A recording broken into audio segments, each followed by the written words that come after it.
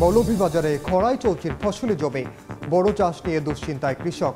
জামালপুরে অনাবৃষ্টিতে নেমেছে পানির স্তর, ৮০% টিউবওয়েল অকার্যকর, খাবার পানির তীব্র সংকট। ২ সপ্তাহ পর নিভল শেরপুরের শালবনের আগুন, বন্যপ্রাণী, কীটপতঙ্গ ও গাছপালার ব্যাপক ক্ষয়ক্ষতি। জড়িতদের আইনের আওতায় আনার দাবি পরিবেশ কর্মীদের। পরিবারের সঙ্গে ঈদ উদযাপন শেষে আজও নগরমুখী মানুষ। সড়ক, রেল ও নৌপথে যাত্রী চাপ থাকলেও নেই ভোগান্তি, অতিরিক্ত ভাড়া আদায়ের অভিযোগ। এবং সিলেটের চোখ জুড়ানো নয়নাভিরাম পর্যটন কেন্দ্রে ভ্রমণ পিপাসুদের ভিড়। এবার কয়েক গুণ বেড়েছে পর্যটকের সংখ্যা, আরও সুযোগ সুবিধা বাড়ানোর দাবি।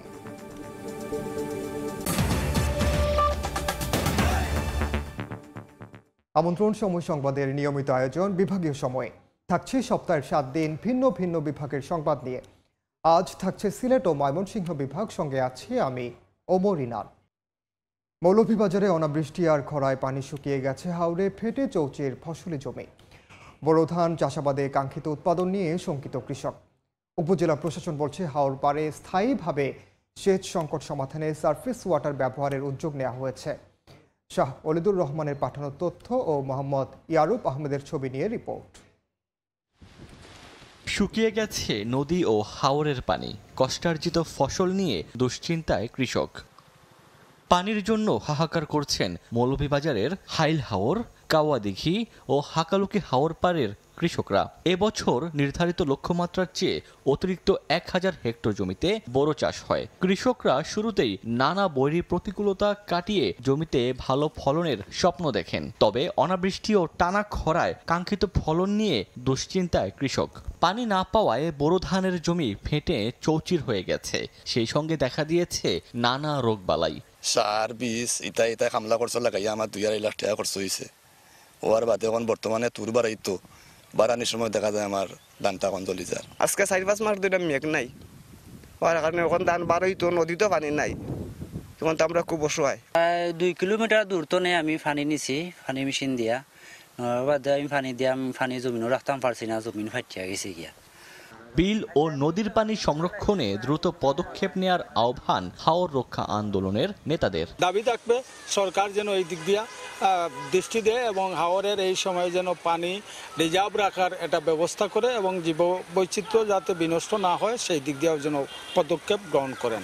হাওর অঞ্চলে সেচ সংকট সমাধানে সারফেস ওয়াটার নামে একটি প্রকল্পের অনুমোদন দিয়েছে একনেক। এটি বাস্তবায়ন হলে এই সমস্যা কেটে যাবে বলে জানিয়েছেন উপজেলা নির্বাহী কর্মকর্তা। সিলেট অঞ্চলে এই বৃহত্তর সেচের সমস্যার সমাধানের জন্য কিন্তু গত একনেক মিটিংয়ে একটা বড় প্রকল্প পাস হয়েছে।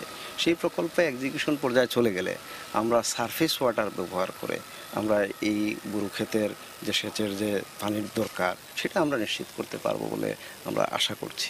কৃষি সম্প্রসারণ অধিদপ্তরের তথ্য মতে এবছর জেলায় ৬২,১০০ হেক্টর জমিতে বোরো চাষের লক্ষ্যমাত্রা নির্ধারণ করা হয়েছে, আর উৎপাদন ধরা হয়েছে 2,55,231 মেট্রিক টন চাল, যা গত বছরের তুলনায় 5,589 মেট্রিক টন বেশি।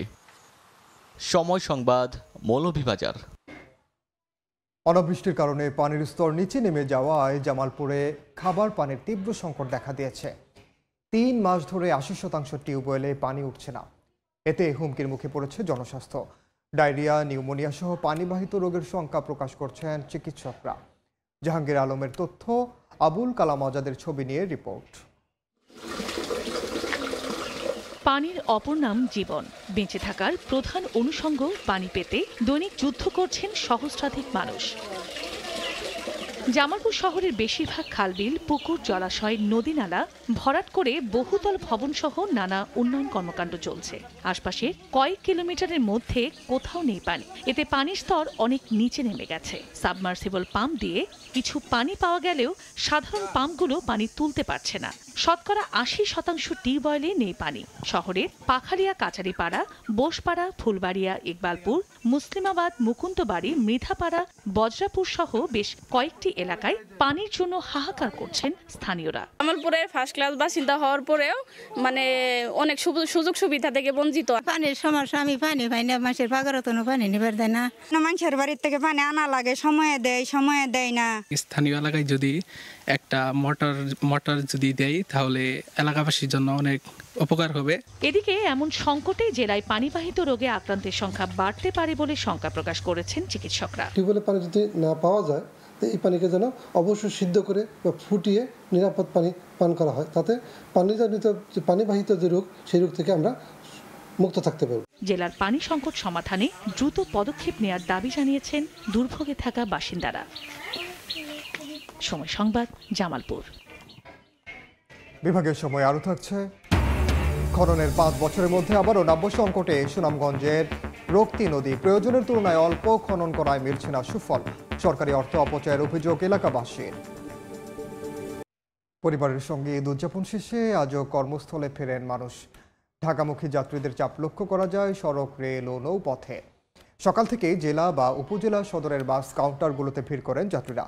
মহাসড়কে যানজট না থাকায় ফেরার যাত্রায় স্বস্তির কথা জানান তারা, তবে অতিরিক্ত ভাড়া আদায়ের অভিযোগ করেছেন অনেকে। রেলওয়ে স্টেশনেও দেখা গেছে একই চিত্র। অন্যবারের মতো ভোগান্তি এবার তেমন একটা পোহাতে হয়নি যাত্রীদের। এদের ফিরতি যাত্রা নির্বিঘ্ন করতে ও যানজট মুক্ত রাখতে সার্বক্ষণিক কাজ করছে আইন শৃঙ্খলা রক্ষাকারী বাহিনী।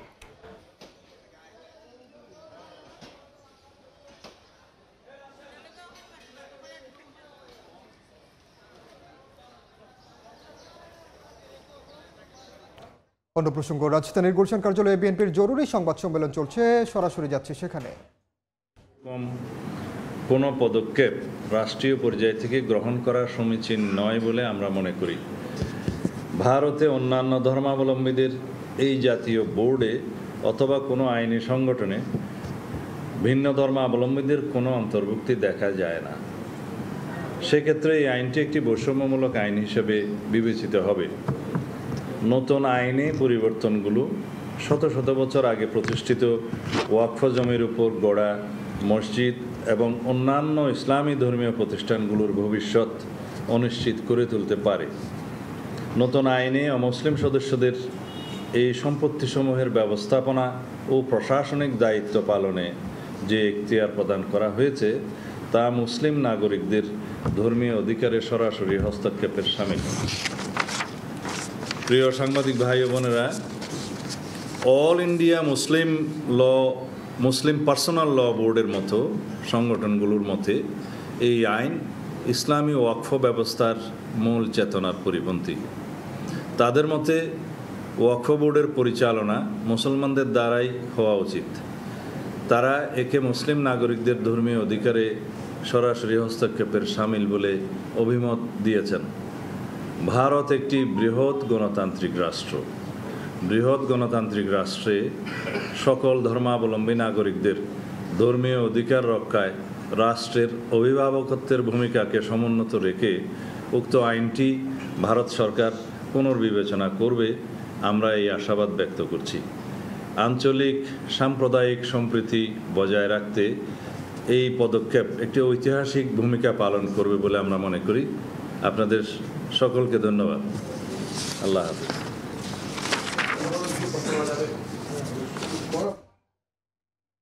সরাসরি যুক্ত ছিলাম গুলশানে। পর্যটনের অপার সম্ভাবনাময় সিলেট অঞ্চল। চোখ জুড়ানো সৌন্দর্যের সাদা পাথর, নয়নাভিরাম জাফলং, বিছানা কান্দি, ছড়িয়ে ছিটিয়ে থাকা চা বাগান আর রাতারগুল সহ বহু পর্যটন স্পট এই জেলাকে রেখেছে পর্যটকদের পছন্দের শীর্ষ তালিকায়।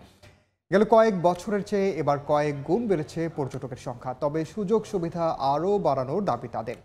নওশাদ আহমদ চৌধুরীর ছবিতে আমিনুল ইসলামের রিপোর্ট।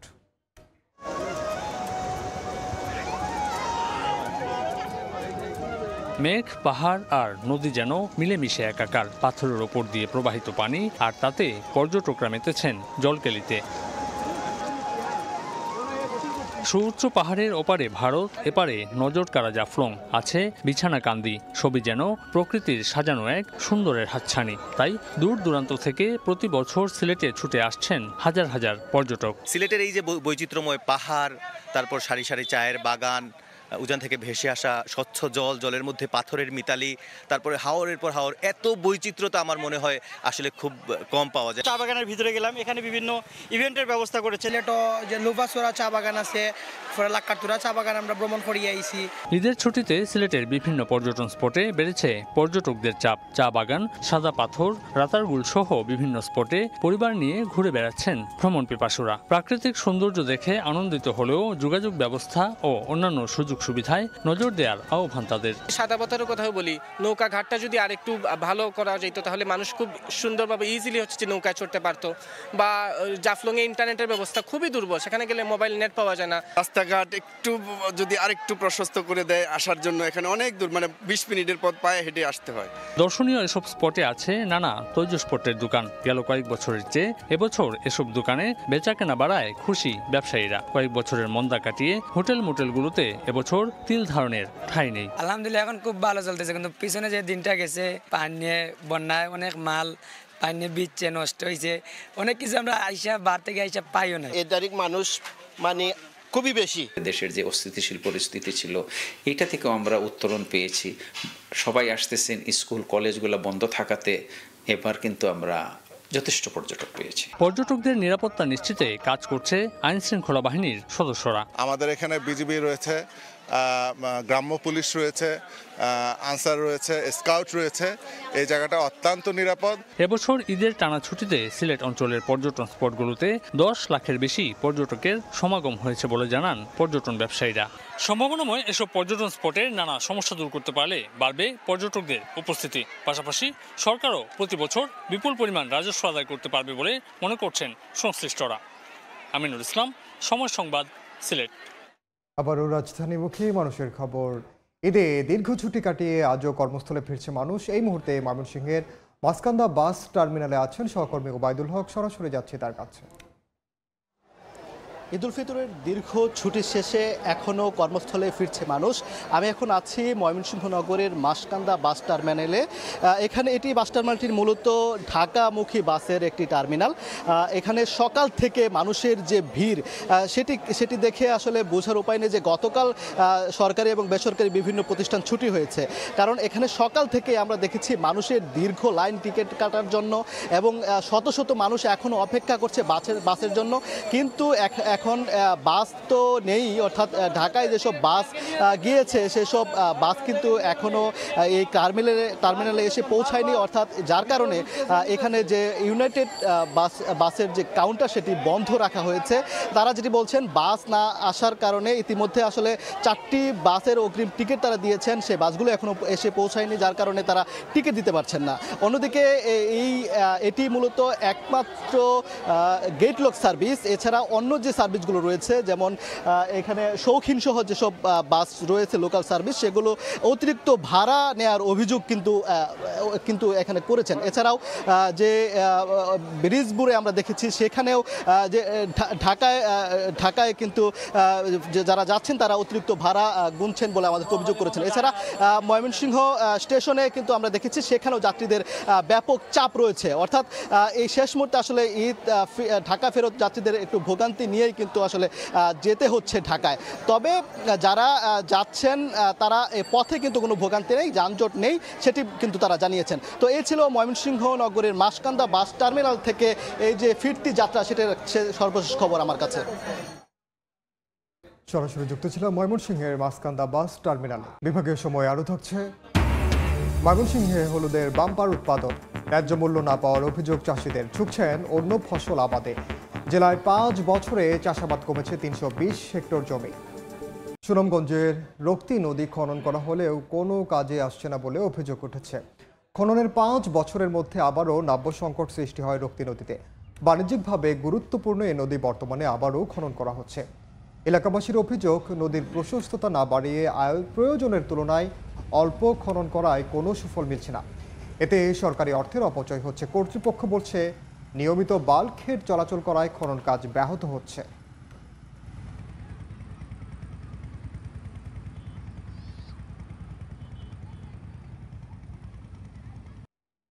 একসময় ভালো উৎপাদন হলেও দিন দিন ময়মনসিংহে আবাদ কমছে হলুদের। তবে কৃষক বলছেন, ন্যায্য মূল্য না পাওয়ায় তারা অন্য ফসল চাষ করছেন। চলতি মৌসুমে ক্ষেত থেকে কাঁচা হলুদ তুলে প্রক্রিয়াজাতকরণের কাজে ব্যস্ত কৃষক। তারা জানান প্রতি বিঘা জমিতে 12 থেকে 13 মণ হলুদ উৎপাদনে 60 থেকে 70 হাজার টাকা খরচ হয়। অথচ এবছর প্রতি মণ হলুদ বিক্রি হচ্ছে 5.5 থেকে 7 হাজার টাকা দরে। ন্যায্য মূল্য না পেয়ে দিন দিন অন্য ফসল চাষ করছেন তারা। কৃষি বিভাগ বলছে গত 5 বছরে জেলায় হলুদের আবাদি জমি কমেছে 320 হেক্টর। 2 সপ্তাহ পর নিভল শেরপুরের ঝিনাইগাতির শালবনের আগুন। এতে বন্যপ্রাণী, কীটপতঙ্গ ও গাছপালার ব্যাপক ক্ষয়ক্ষতি হয়েছে।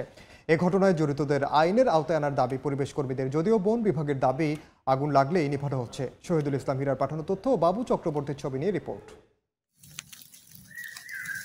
বনের ভেতরে জ্বলছে আগুন, পাতায় লাগা আগুনে পুড়ছে ছোট গাছ সহ লতা গুল্ম। শেরপুরের ঝিনাইগাতির সীমান্ত সড়কের 2 দিকে শালবন। মার্চের শেষ সপ্তাহে বনের ঝরাপাতায় আগুন লাগে। এরপর থেকে সে আগুন ছড়িয়ে পড়ে বনের বিভিন্ন এলাকায়। এতে পাতা ও গাছের সঙ্গে পড়ে বিভিন্ন প্রাণী ও কীটপতঙ্গ। খবর পেয়ে ফায়ার সার্ভিসের কর্মীরা আগুন নেভান। এলাকাবাসী বলছে আগুন নেভাতে প্রয়োজন অনুযায়ী ব্যবস্থা না নেয়ায় বনের অনেক ক্ষতি হয়েছে। বনের যে পরিবেশ নষ্ট হয়ে যাচ্ছে, বন বিভাগ দেখভাল ঠিক মতো করতেছে না। কিছু দুষ্কৃতিকারী আছে যারা এই পাহাড়কে পুঁজি করে ব্যবসা করে এবং এই পাহাড়কে ধ্বংস করা পায়তারা করতেছে। তারাই মূলত এই পাহাড়ে আগুন দেয়। পুরা না যায় পাহাড়টা, এটাই আমরা চাই। বনে আগুন লাগার ঘটনায় জড়িতদের আইনের আওতায় আনার দাবি পরিবেশ কর্মীদের। গাছগুলা পুড়ে যাচ্ছে, ছোট ছোট চারাগুলা পুড়ে যাচ্ছে, মাটিগুলো আগলা হয়ে যাচ্ছে। তো এই অবস্থা চলতে থাকলে তো আমাদের এই বন ধ্বংস হতে বেশি দিন সময় লাগবে না।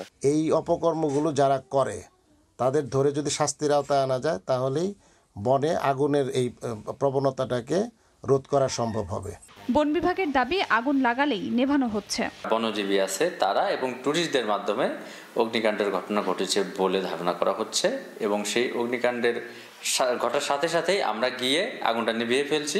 বন বিভাগের তথ্য মতে শেরপুরের ঝিনাইগাতিতে প্রায় 9,000 একর বনভূমি রয়েছে। সময় সংবাদ, শেরপুর। বিভাগীয় সময়ের শীর্ষ সংবাদগুলো জানিয়ে দিচ্ছি আরেকবার। মৌলভীবাজারে খরায় চলছে ফসলি জমি, বড় চাষ নিয়ে দুশ্চিন্তায় কৃষক। জামালপুরে অনাবৃষ্টিতে নেমেছে পানির স্তর, 80% টিউবওয়েল অকার্যকর, খাবার পানির তীব্র সংকট। 2 সপ্তাহ পর নিভল শেরপুরের শালবনের আগুন। বন্যপ্রাণী, কীটপতঙ্গ ও গাছপালার ব্যাপক ক্ষয়ক্ষতি। জড়িতদের আইনের আওতায় আনার দাবি পরিবেশ কর্মীদের। এবং পরিবারের সঙ্গে ঈদ উদযাপন শেষে আজও নগরমুখী মানুষ। সড়ক, রেল ও নৌপথে যাত্রী চাপ থাকলেও নেই ভোগান্তি। অতিরিক্ত ভাড়া আদায়ের অভিযোগ।